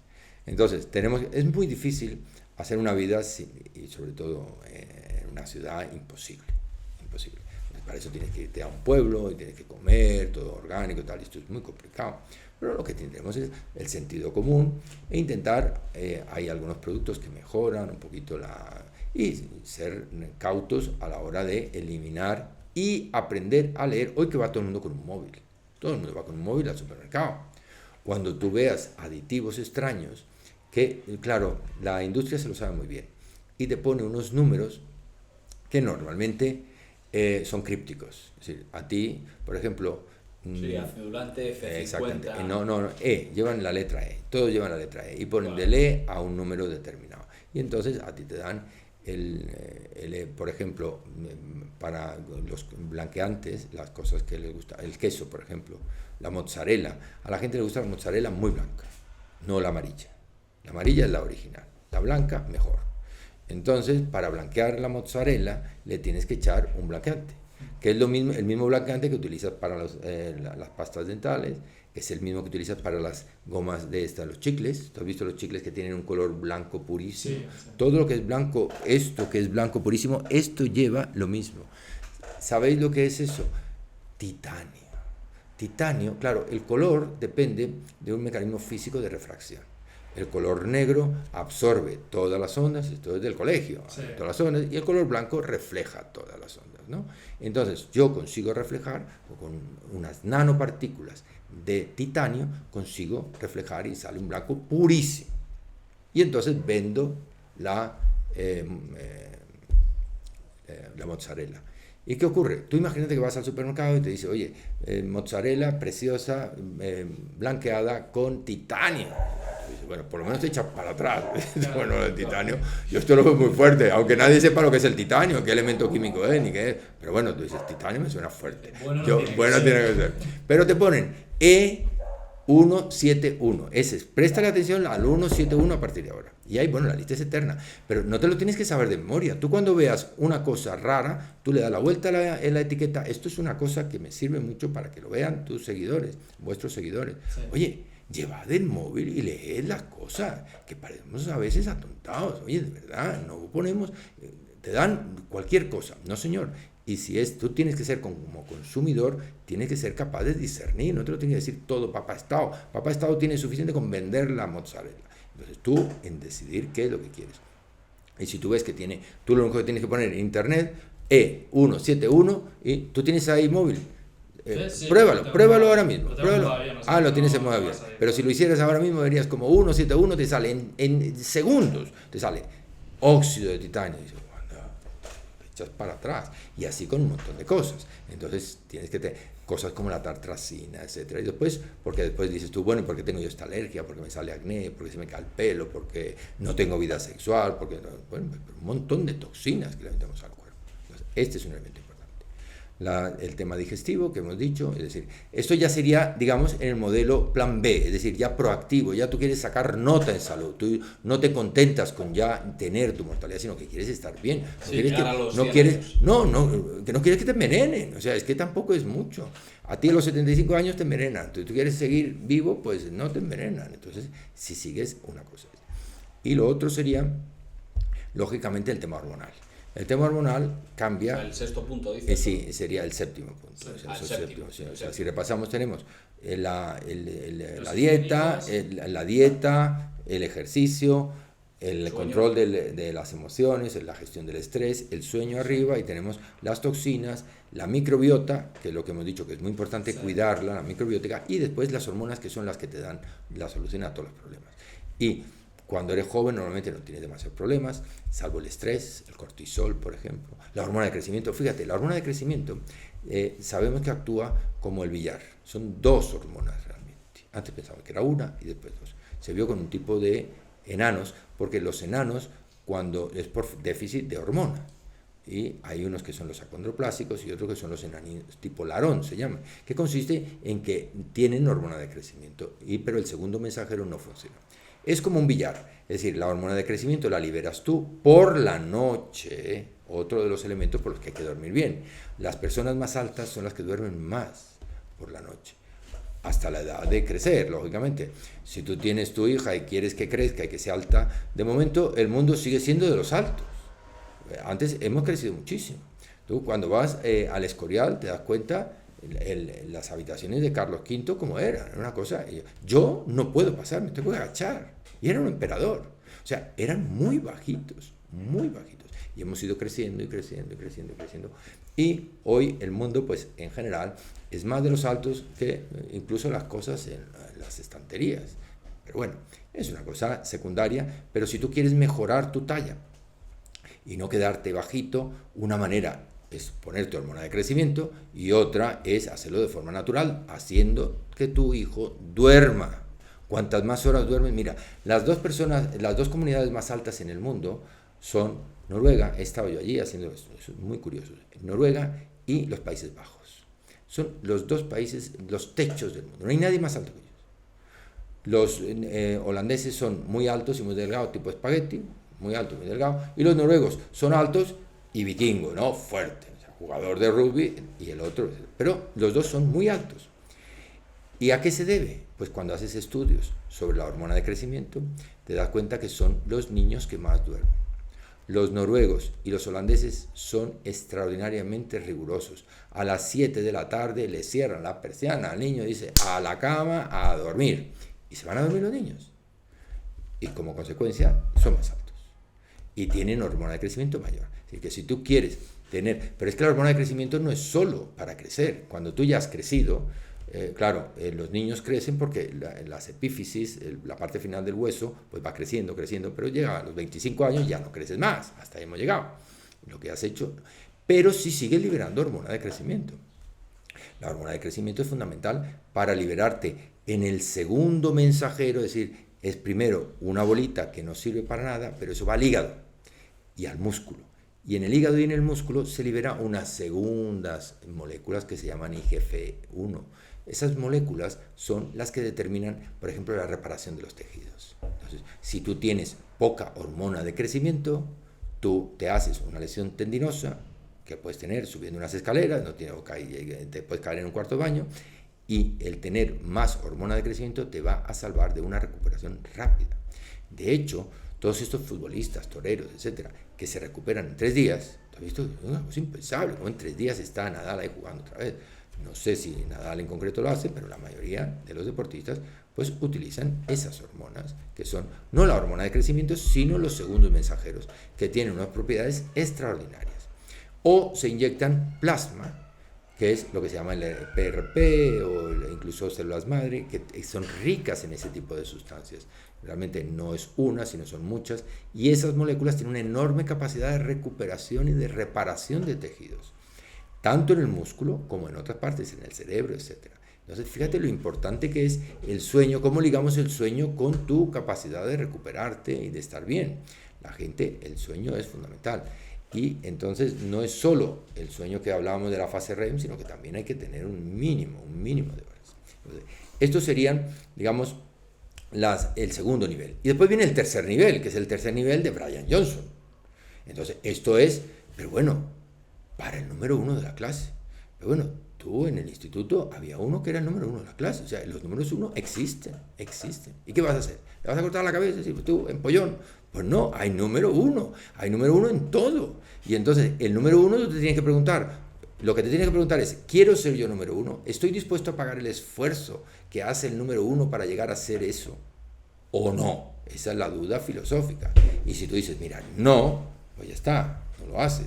Pero si dices, sí, a mí me compensa, volvemos a lo que hemos dicho al principio. Es decir, si tú, para ti, el estudio no es un medio, sino un fin, es decir, hay mucha gente que el estudio le gusta porque le gusta estudiar. De la misma manera que hemos dicho a una persona que le gusta correr porque le gusta correr, pero no es porque se quiera poner fuerte, es que le gusta correr. Al que le gusta estudiar, le gusta estudiar. Hay gente que le gusta estudiar. Pues al que le gusta la salud, disfruta haciendo eso. Y entonces no es criticable. Lo que es criticable es tomarlo en el lado obsesivo, ¿no? O sea, todas las cosas que se hacen con obsesión, con obligación, etc. Esto, pues Brian Johnson, por ejemplo, que se mide todo, se mide hasta las erecciones. O sea, fíjate tú, este hombre se mide qué es lo que tienes que hacer con esto. Ahora explico eso porque es muy curioso.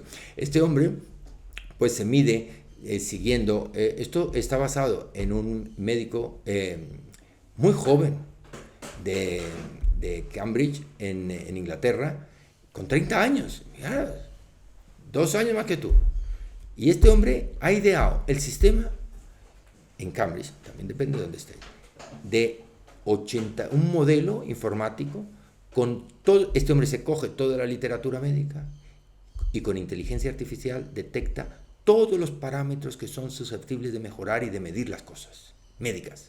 Y él hace su propio programa y dice, esto es lo que hay que hacer. Lo llaman Blueprint. ¿Y tú sabes lo que le pasa? Al otro día vino Brian Johnson y lo fichó. Y dice, esto es lo que voy a hacer yo. Es muy triste porque todo el mundo habla de Brian Johnson, pero nadie habla de este hombre, de Oliver Solden. Este hombre fue el que realmente, si dijéramos una película, Brian Johnson es el productor y el actor de la película, pero el guionista es...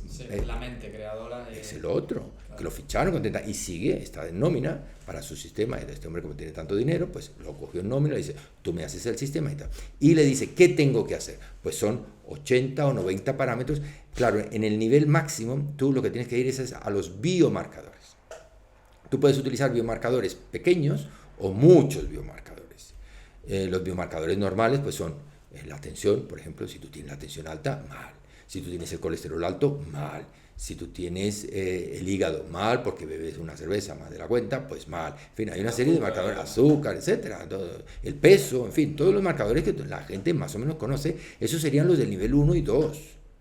Pero es que hay nivel 3, y en el nivel 3 hay 80 y tantos parámetros que son medirse. Entonces, te mides todo. Te mides pues el electroencefalograma, te mides la frecuencia cardíaca, la onda del pulso, en fin, miles de análisis y situaciones que se pueden valorar para decir si estás bien o estás mal y sobre todo qué edad tienes, porque uno solo puede mejorar lo que tiene mal y entonces, y que sabe que está mal. Entonces, este hombre le dan todos los días o todas las semanas, no sé exactamente el plan cómo lo tienen, yo creo que es semanal, y cada semana le van diciendo, bueno, a ver, tú, por ejemplo, tu hígado, hay pruebas para hígado, tus pulmones, ¿cómo están tus pulmones?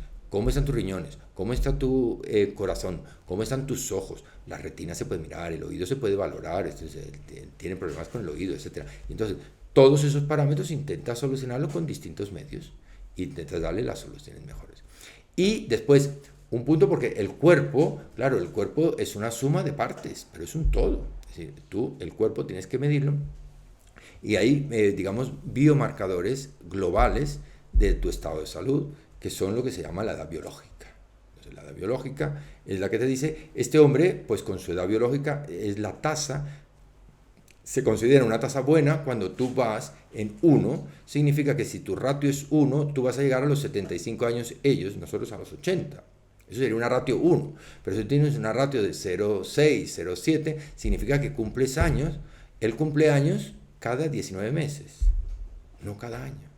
Entonces, él va ganando, y entonces él va rejuveneciéndose y su objetivo es llegar a ser como su hijo, que tiene 18 años, él tiene 45, y él quisiera llegar a la edad, digamos, todos los biomarcadores del hijo.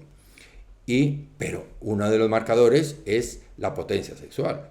Y ahí está fallando de momento, porque claro, ahí está con eso. Y entonces hay un aparatito que te mide por la noche en función, pues, lo que son las erecciones nocturnas, la intensidad, duración. Esto es muy fácil, es un aparatito eléctrico, o a veces son incluso de papel. Los más antiguos eran de papel.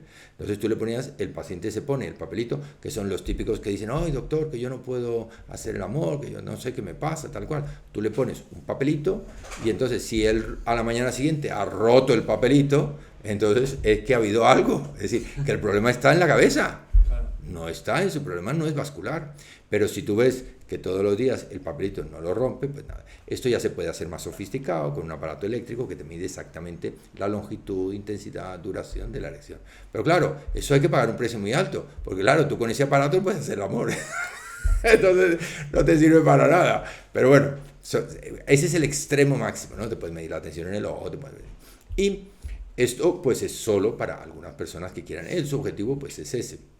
Yo creo que un objetivo razonable es por lo menos llegar a la media, hacer los deberes, las mínimas cosas que tenemos que hacer, y algunos que quieran mejorar, hacer esto que hemos dicho de los 10 años es muy importante, hacerte periódicamente cada 10 años un control y un programa, de decir, bueno, yo quiero en mis próximos 10 años hacer esto, porque recordad que la vida te va a dar 10 años más, y al que no llegue, tiene que pagar. Y además, el que no llega, normalmente, pues no solo tiene que pagar, no tiene el premio, sino que tiene que pagar los intereses. Es decir, que al final, por ejemplo, el fumar, pues tiene sus problemas. El que fuma son 10 años menos.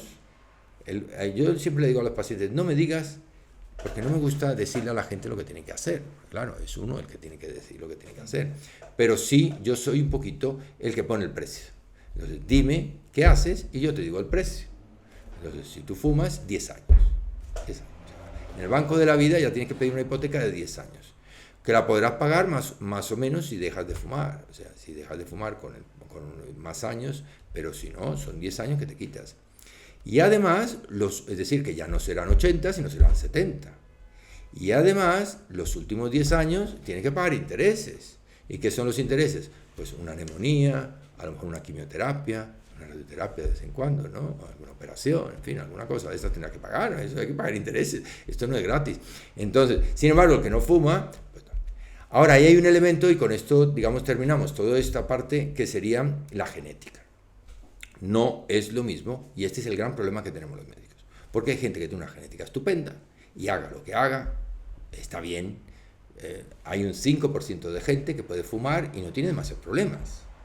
A mí siempre me dicen, cuando yo les digo, por favor, no fumes, tal y cual, me dice, mire, doctor, le voy a decir, mi tío Perico, siempre pone el tío Perico, tiene ahora 90 años. 90 años. El tío se fuma un puro todos los días, pero bueno, o dos. Y me gustaría que lo viera usted, mejor que yo. Claro, y es verdad. Pero ¿qué es lo que ocurre? Pues es como si a ti te dice que hay una persona que es mucho más alta que tú. Bueno, tampoco te debe sorprender. Bueno, pues sí, pero vamos a ver la media, ¿no? Estamos mirando. Entonces, hay gente que sí que tiene un 5%, es uno de cada 20. Entonces, aquí estamos 3, necesitamos 17 personas, todas muy sanas, para que alguno de ellos remotamente tenga la posibilidad de aceptar el tabaco moderadamente, un paquete, una cosa así. El que se fuma 2 paquetes, de luego ya eso lo tiene garantizado. Pero estamos hablando de un paquete. Entonces, eso es una parte. Tenemos la genética, es un poco un coche que te regalan tus padres en el momento de nacer. Una marca que no es la que tú quieres. Te lo dan. Que te pueden dar un buen coche, te pueden dar un Ferrari, te pueden dar un Land Rover, o te pueden dar un Seita. Te pueden dar cualquier cosa. Ahora, lo importante primero es saber adaptar el coche, porque vamos a ver, con un Ferrari puedes ir por una autopista y puedes ir muy bien, pero ¿qué tal si tú tienes una casa en el campo? El Ferrari lo tienes que dejar en la cuneta, no puedes llevarlo a campo a través. Si tienes un Land Rover, puedes ir perfectamente al campo a través, aunque la autopista va a salir muy despacio. Entonces, también tienes que adaptarte y saber. Yo me he hecho todos los estudios genéticos que te puedas imaginar. Yo conozco muy bien mi genética. ¿Qué sentido tiene eso? Pocas cosas se pueden hacer ahora mismo, pero sí que te permite orientar un poquito dónde tienes los problemas y dónde no los tienes. y te permite llevar una vida un poquito más sensata, en el sentido de que si tienes un Land Rover, pues saber lo que tienes que hacer. Si tú tienes malos genes, por ejemplo, lo que he dicho antes de las fibras, yo tengo unas fibras tipo 2 impresionantes, yo puedo ir muy rápido, pero a mí se me va a ocurrir correr una maratón, me gustaría, pero no se me va a ocurrir nunca en la vida. ¿Por qué? Porque me rompería, me daría daño. Podría ser, incluso me podría morir en una maratón. El otro día, cuando fue aquí en la de Madrid, me parece, ¿no? 40 en el Samo, que lo recogieron, porque la gente se apunta a la media maratón, va del gimnasio, del primer día que se apuntan, y van directamente a la media maratón, se cogen el dorsal, y se ponen una media maratón, que son 20 kilómetros. Y eso yo, que estoy preparado todos los días ejerciendo, no podría hacerla. Entonces, uno tiene que saber lo que tiene que hacer. Entonces, hay gente que si tiene muy buenas fibras, que está entrenado, etcétera, pues tienes que saber utilizar tu genética. Este es el éxito. Y para la genética puedes hacerte estudios. Lo que pasa es que todos esos estudios son caros. Ahora mismo son caros, no se lo puede permitir mucha gente. Pero en el futuro, mira, cuando yo empecé a ejercer la medicina, hace ya 45 años que llevo de médico, hacer unas transaminasas, imagina lo que son las transaminasas, que hoy en día vale €1 cada transaminasa. En esa época me llamaba el del laboratorio y me decía, pero ¿estás seguro? ¿Pero es necesario? ¿Qué le pasa al paciente? Bueno, me examinaban media hora para que yo le diera el sí a las transaminasas.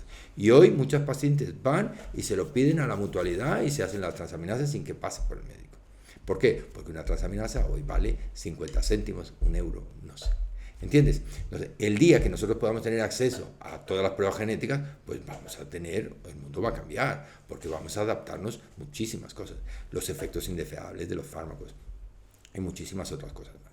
Pero lo importante, mira, con gemelos idénticos, empezó una historia muy bonita con un gemelo, un investigador. A mí me gusta contar las historias de los investigadores, porque es que alguno de los que te está escuchando a lo mejor le gusta e investiga. Y fíjate lo que le pasó a este hombre, el pelotazo que dio. O sea, se puso allí en un ordenador a hacer tal, a trabajar, ¡ala, pelotazo! Y creo que no hizo gran cosa, lo único que hizo fue coger todos los sistemas que había, meterlos en un ordenador y decir, mira, yo tengo todos los... Es como si tú miras ahora, a ver, un comparador de coches, de comprar coches. Bueno, tienes todos los coches, toda la información la tienes, creas el software y viene uno y te compra el que vende los coches. En fin, esto me interesa contaros porque a mí en la investigación... Yo soy clínico, a mí me gusta más el trato con el paciente que el laboratorio. Pero entiendo que el laboratorio es muy bonito y además en los días que corren falta mucha gente que investigue. No hace falta más que sentido común y dedicación. Y puedes no solo dar el pelotazo económico, sino puedes cambiar el mundo, o sea, cambiar el mundo. Y esto, a lo que hace falta es creatividad. Y en España lo que pasa es que nos dedicamos muchas veces a otras cosas, la gente habla de cosas que no sabe, y si cada uno nos centráramos en lo que sabemos, y investigáramos cada uno de lo que sabe, pues sería muy bueno. Mira, este investigador tenía un hermano gemelo. Y estaba el hermano gemelo. Esto es una cuestión, no me malinterpretéis, no es nada políticamente incorrecto.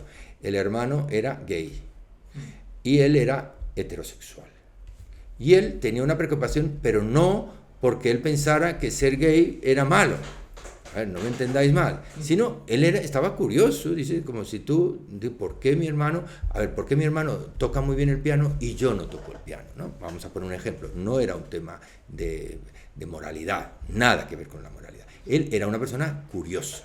Y dice, bueno, el hermano era un gay declarado, pero una persona normal, pero que tenía sus preferencias sexuales, y él tenía otras. Y él decía, ¿por qué si somos gemelos idénticos, por qué tú has salido de una forma y yo he salido de otra?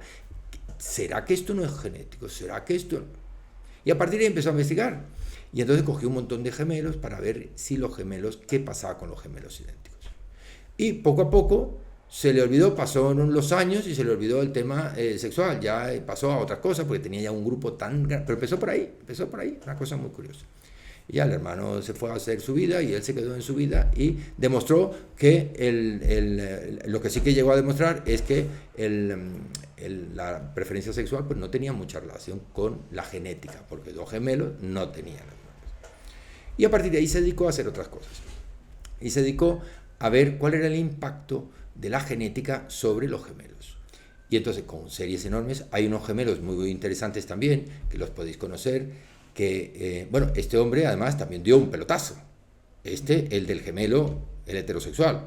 El otro no sé qué pasó, no cuenta la historia, no me la sé, pero el heterosexual dio el pelotazo, porque el hombre creó también un reloj que se vende ahora en todo el mundo con una serie de parámetros, buscó unos genes que son los que más relacionados están con la longevidad, y entonces ese reloj lo ha patentado, lo ha vendido, y el pelotazo es tremendo, porque todo el mundo se hacen esos relojes y todo el mundo sigue el reloj de Hobart, intenta seguir ese patrón, para que veáis que la oportunidad está en cada esquina. Lo único que tenéis que poner es hacer las cosas bien, sistemáticamente, escarbar un poquito, hacerlo bien y triunfas. Y no solo ganas mucho dinero, sino que fíjate cómo ha cambiado el concepto de la genética y la epigenética, que es esto que voy a comentar ahora. Entonces, él decía, bueno, si los gemelos tienen el mismo, el efecto sobre la genética es el mismo impacto, entonces dos gemelos idénticos tendrían que morir el mismo día, a la misma hora y de la misma cosa. Y evidentemente no ocurría. Claro. Hay otro ejemplo muy bonito que es el de Kelly, son dos astronautas. Fíjate tú qué cosa más curiosa. Mira, astronauta es probablemente la profesión más difícil ahora en el mundo. Si alguien de tus seguidores, de vuestros seguidores, quiere ser astronauta, que se prepare. Ahora han cogido un español, hace muy poco tiempo, en la NASA. Pero tú imagínate los currículums que tiene que haber en la NASA para ser astronauta. Porque a todo el mundo le gusta. Es una de las cosas que a mí personalmente me hubiera gustado ser astronauta. Es una cosa muy bonita. Pero requiere una preparación tremenda. Eso tiene que tener una fortaleza. De esos 7 parámetros que hemos hablado, un ejercicio perfecto, tienes que estar perfectamente entrenado, comer muy sano, la gestión de las emociones perfecta, las hormonas en su sitio, el tubo digestivo, en fin, todo perfecto. Pero, tú sabes, este hombre cómo consiguió la plaza, este Kelly, fue el que estuvo más tiempo, hasta hace poco, ya se lo han ganado, el que estuvo más tiempo en la Estación Internacional Espacial, que la van a desmantelar ahora poco porque se ha caducado. Este hombre estuvo prácticamente un año, 360 días, y estuvo un año en la Estación Espacial. Y tú sabes lo que hizo él para que le dieran la plaza de astronauta. Es muy curioso. O sea, lo digo también para ingeniarse las cosas. Lo digo por si hay algún gemelo que nos está oyendo. Pues puso en el currículum, bueno, que era el cociente intelectual de 120, que tenía un estado físico impecable, bueno, con maratón, triatlón, etcétera, que, bueno, el cuerpo impresionante, las hormonas todas testosterona por las nubes, cortisol perfecto, tal. Y al final puso en el currículum, y aporto un hermano gemelo. ¡Qué tío más listo! Claro, al aportar el hermano gemelo, los de la NASA se frotaron las manos y dijeron, ¡wow! Porque no es que lo que queremos hacer es ir fuera. Y claro, pero mandamos a la gente, a algún voluntario que se preste, pero lo que tenemos que ver es comparar qué le pasa a esa gente, porque mandarlos a Marte, a la Luna, y que se mueran, pues a ver, vamos a hacerlo. Entonces, el experimento es perfecto. ¿Por qué? Porque tenemos una persona idéntica, genéticamente idéntica, que se quedó en el pub de la esquina, haciendo una vida normal. Y el otro se metió, fijaros lo que es la Estación Internacional. Comida, ¿habéis visto cómo comen los astronautas? Pastillas, no se come, allí no hay filete ni espaguetis, o sea, ahí son pastillas, horrible. Ejercicio, no hay ejercicio, no pueden hacer porque están en ingravidez. O sea, el pobre hombre cuando vino destrozado, porque no tenía huesos, osteoporosis, no tenía músculo, etc. Tercero, estrés. ¿Os parece estresante estar en la Luna y ver desde allí la Tierra? Y con un proyecto billonario, bueno, más estrés que ese no puede haber. Es imposible. Sueño, no hay ni día ni noche. ¿Cómo vas a dormir en la Luna si no hay día ni noche? Entonces, las digestiones, como los gases, etcétera, era tremendo. Ir al baño en una estación internacional, bueno, eso es imposible. ¿Cómo vas al baño? O sea, tenían que atarse, agarrarse para poder evacuar, porque si no, todo sale. No es que no haya una cosa terrible. De las hormonas, pues cortisol, etcétera. Y las toxinas, todas las radiaciones cósmicas que te puedas imaginar en la Luna. Porque el gran problema de los viajes espaciales es la radiación cósmica. La radiación cósmica nos provoca, no en ese momento, puede matarte en un momento dado, pero te da, son mutaciones y acabas con cáncer, en fin, con un montón de problemas. Entonces, cuando vino, compararon a los dos astronautas. El otro era también astronauta, los entrenaron y tal. Y los compararon y vieron cómo estaba uno destrozado, claro, el que estuvo allí, y el otro estaba perfecto. Y entonces lo más curioso de todo esto es que él había firmado,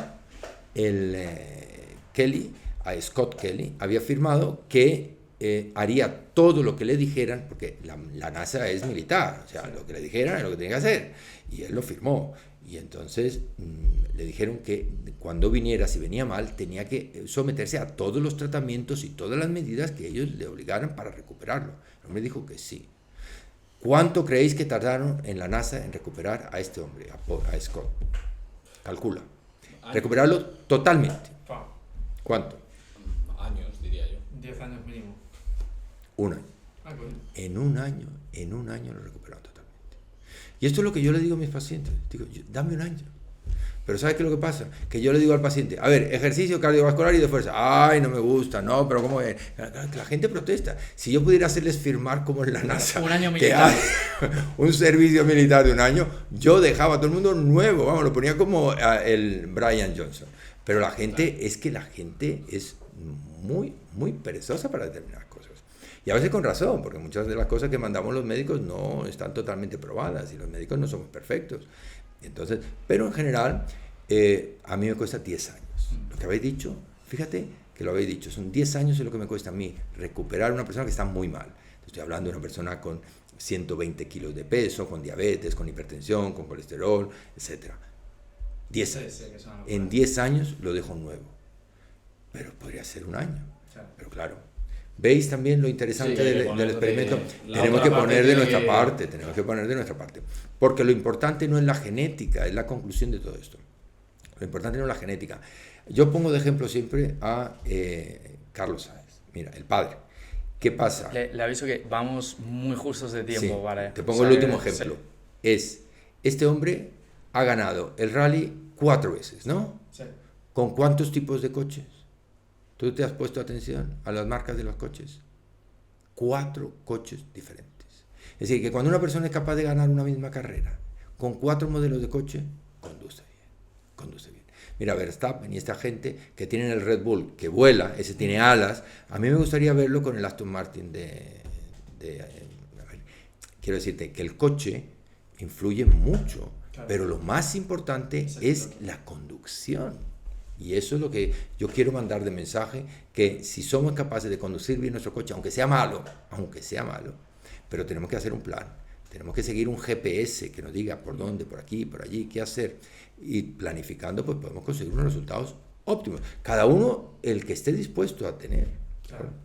Buenísimo. Bueno. Muy buena. Pues, o sea, vaya capítulo, o sea, otra cosa no, pero hemos aprendido una barbaridad. Bueno, o sea, pues muchas gracias, de verdad. Bueno, pues ahí lo tenéis, soltadlo, pero yo quiero que lo mantengáis, porque son cosas que realmente es una pena que no se digan, ¿no? Pero que son de conocimiento, que todo el mundo puede encontrar. Sí, que pensamos que, joder, esto es obvio y tal, pero hay que poner, hay que trabajarlo y hay que verlo.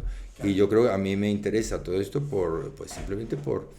Esto es lo que se llama el proselitismo, es decir, que cuando tú crees que lo estás haciendo bien y que estás ayudando a la gente, es que claro, yo transformo vidas. Tú sabes lo que es una persona de 140 kilos, gente que se va a morir. A mí se me ha muerto algún paciente. Mira, se me murió un padre y un hijo. Fíjate tú qué cosa más curiosa. No, a ver, ¿cuál de los dos se murió? Mira, venía el hijo gordito y el padre gordito. Y me lo trajeron, el padre me traía al hijo, porque él lo veía que estaba ya, el pobre chico, pues no subía escaleras, estoy hablando de 120 kilos, etc. Sí. Y el típico dejao que podéis encontrar en cualquier parte. Y el padre también, pero no tan mal. Y entonces el padre intentaba, motivar al hijo, decirle, mira, vamos a correr, vamos a nadar, yo les puse unos ejercicios, les puse esto, lo otro, tal y cual. Y el padre, pues no daba la talla, lógicamente. Y yo le dije, no intentes, porque claro, esto es como lo de Brian Johnson. El hijo tenía 25 años, el padre debería tener 45 años, pero el padre gordito también. Entonces, claro, el padre decía no, el padre se sentía de 20 años y dice, venga, vamos a jugar al tenis, vamos a jugar a esto, vamos a otro. Y yo creo que él se ayudaba. Porque cuando estaba con el hijo no hay nada peor para un padre que no dar la talla, ¿comprendes? Entonces la gente, pues el tío se ayudaba probablemente con cocaína o con cualquier cosa de estas. Y entonces, sí, porque ya el hijo también consumía y tal. O sea, es que todo va junto. Cuando tú eres un desastre, eres un desastre.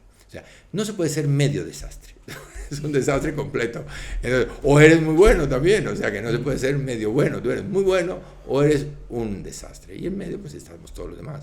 Pero este hombre, pues en una de esas, en la piscina, el hombre le dio un infarto. Bueno, después vino la madre del hijo, la mujer, estaban separados, no tenían una buena relación.